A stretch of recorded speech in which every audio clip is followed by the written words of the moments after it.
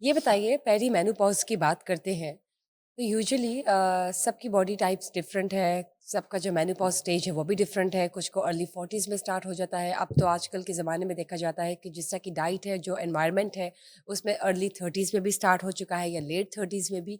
कुछ खवातीन को 50 प्लस में जाके होता है, कुछ को 60 प्लस में जाके होता है।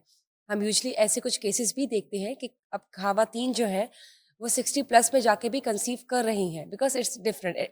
ऑल्दो इट्स रेयर, लेकिन it depends body to body. तो कैसे मालूम हो सकता है कि मेनोपॉज स्टेज जो है वो कब आ सकती है आपकी बॉडी टाइप को देखकर, या आपका जो पेरी मेनोपॉज स्टेज है वो स्टार्ट हो चुका है? How would you get to no?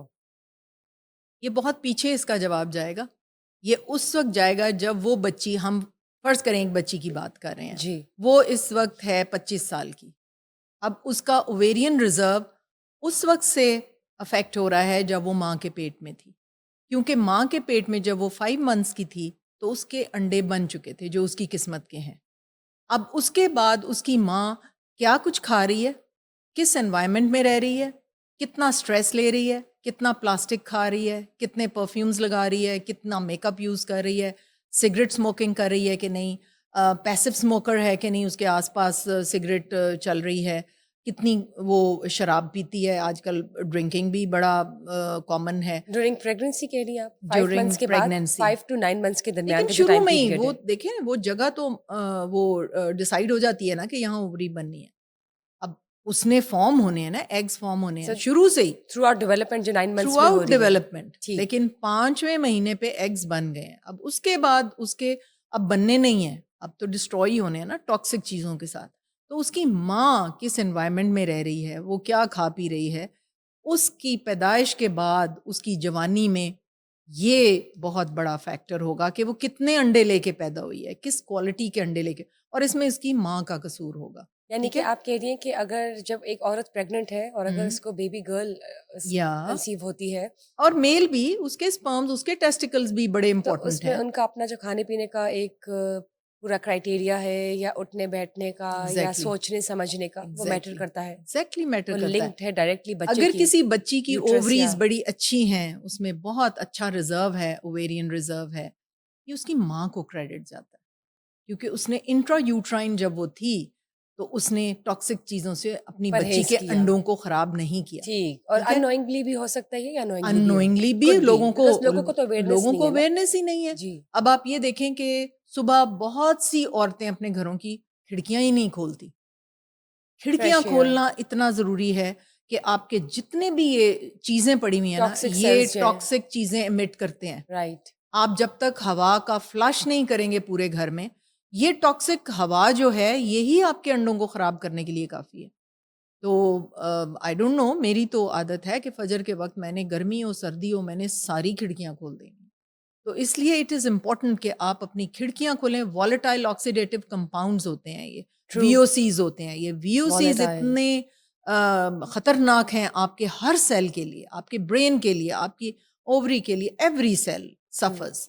So you आपकी हैव टू बी झुर्रियां कॉशियस चेहरे पे अबाउट इट। पड़ती हैं इससे, वीओसीज से। राइट, ठीक है। तो राइट। इसलिए इट इज़ वेरी इंपॉर्टेंट कि वो ओवरी कैसी लेके आई है, फिर माँ ने जवानी तक उसको खाना कैसा खिलाया। अब वो पेट में उसको पहले टॉक्सिक चीज़ें देती रही, अब उसको बचपन से ही लिपस्टिक लगा रही हैं। अब औरतें बच्चियों को ईद पे, 4 साल की बच्ची नहीं होती तो लाल सी लिपस्टिक लगाई होती है। आपको पता है पाकिस्तानी लिपस्टिक्स में ये पेट्रोलियम और ये पेट्रोल से बनी हुई जो लिपस्टिक्स हैं, ये कितनी खतरनाक हैं। बीज वैक्स से कौन बनाता है? कोई भी नहीं बनाता। तो इसलिए ये उस वक्त से अपनी बच्चियों के अंडों को डिस्ट्रॉय कर रही हैं। अगर वो मेकअप लगा रही हैं बच्चियों को, दूध की मलाई से उनको लुब्रिकेट करें, नारियल का तेल लें, ऑलिव ऑयल लगा दें, इस किस्म की चीज़ें लगाएं अपनी ऑर्गेनिक बच्चियों को। प्रोडक्ट्स हो, केमिकल से ऑर्गेनिक पाक प्रोडक्ट। हो। और वो ऑलिव ऑयल या वो नहीं नारियल का तेल जो बोतलों में पता नहीं इंडिया से आता है कि कहाँ से आता है, वो जी फलां वो नहीं, आप अपना गांव से स्पेशल उसको निकलवाएं किसी। जो कि आपको पता हो कि इसमें कोई मिलावट नहीं है और इसमें एग्जैक्टली, भी केमिकल्स नहीं है। एग्जैक्टली। ठीक, बहुत-बहुत शुक्रिया। अच्छा, फिर हम अभी, हाँ जी, मैं आप यही पूछ पूछने रही लगी थी थी ना। कि 30s में किस तरह से हाँ, आपको मालूम होता है मेनोपॉज़ किस तरह हो जाता है, और 30s में, एग्जैक्टली। बिकॉज़ वो तो कंसीव करने की भी एज है, हम्म, सर्टेन हम्म, परसेंटेज जो है। 40s में भी है, you never know, 50s and 60 plus भी हम केसेस एग्जैक्टली। देखते हैं।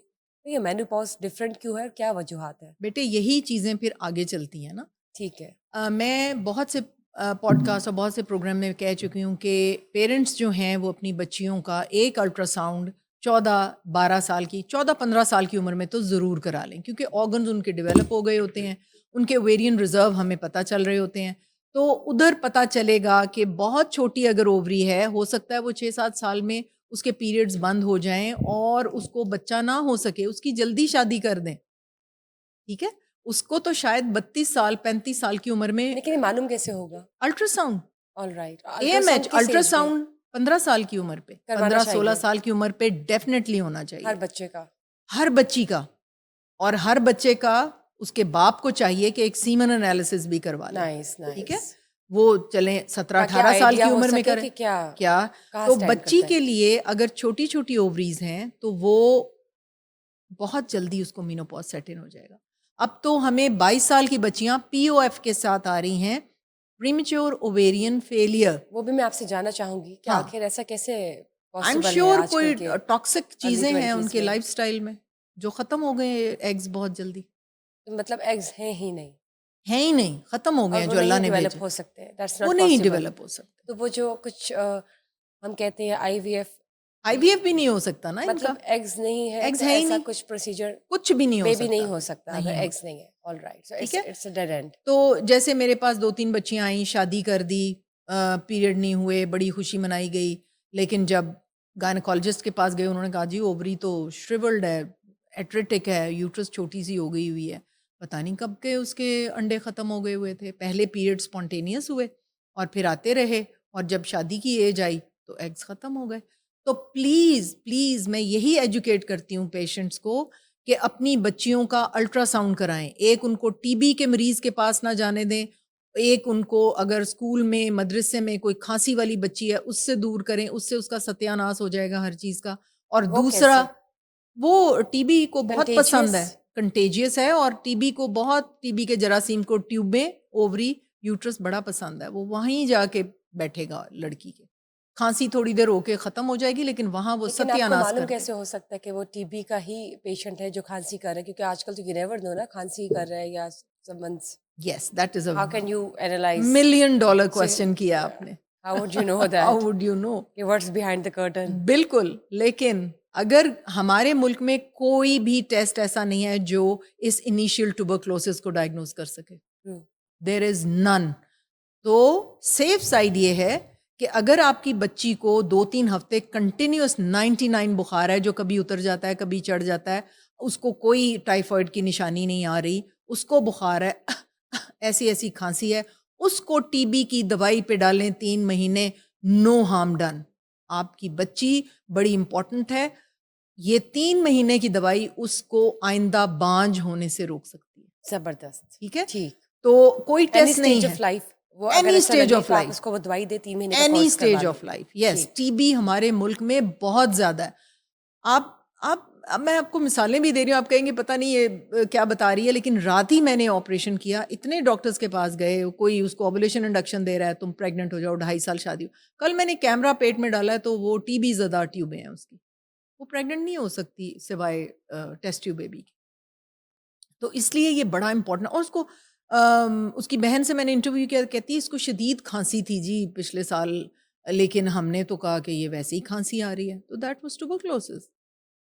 ठीक, तो ओके। इसलिए ये जो है, एक टीबी से बचाएं बच्ची को, और एक टॉक्सिक, एक उसका अल्ट्रासाउंड कराएं, अगर उसकी छोटी छोटी ओवरीज हैं, जो रिश्ता अच्छा मिलता है उसकी शादी कर दें, बाद में पढ़ ले, बाद में अपने करियर को फॉलो कर ले, Because to conceive a baby pursue at कर right ले। age is more that is important very for such important. If patients. She has big ovaries, she has everything, All right. उसका AMH 4-5 है, तो रुक जाएं, ठीक, अपना करियर ठीक। परस्यू कर ले सब कुछ। लेकिन अगर ओवरीज का साइज छोटा है, उसको मेनोपॉज बहुत जल्दी आ जाएगा, शायद प्रीमेच्योर ओवेरियन फेलियर में ही चली जाए।